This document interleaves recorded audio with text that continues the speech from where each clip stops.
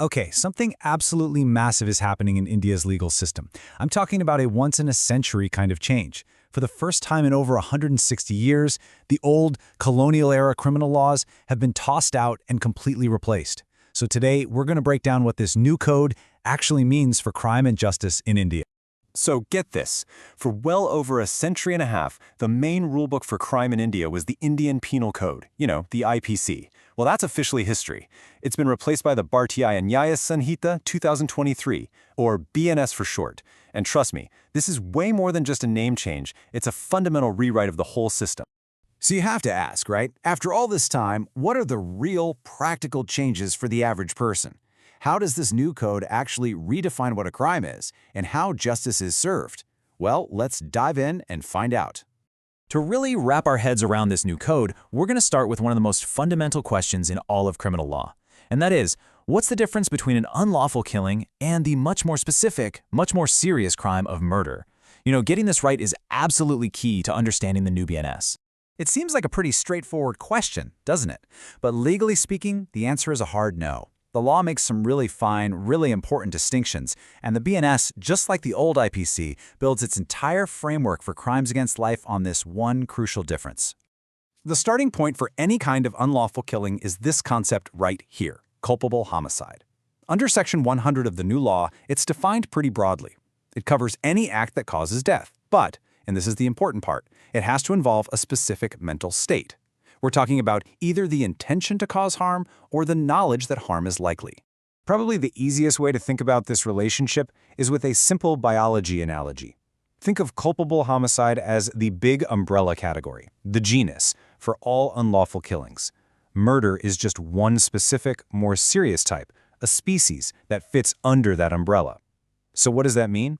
It means all murders are culpable homicides, but not every culpable homicide is a murder.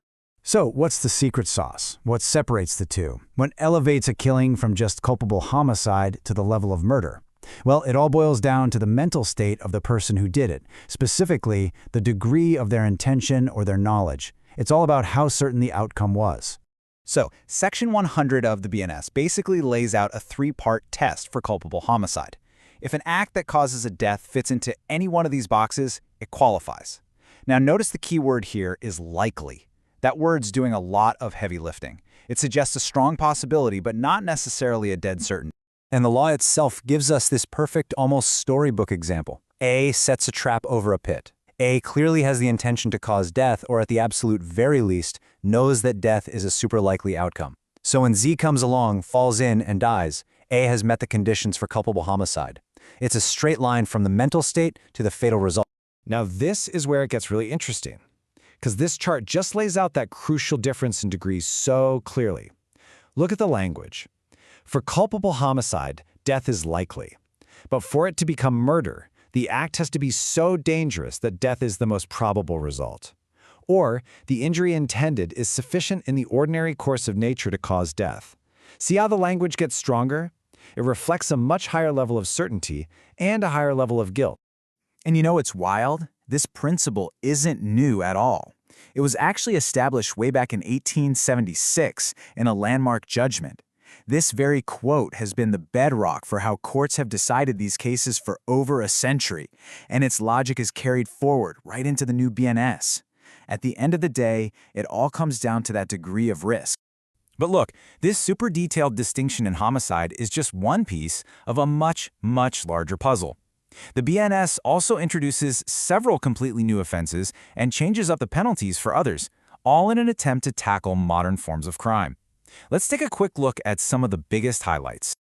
For the very first time, the term organized crime gets its own specific definition in the main penal code.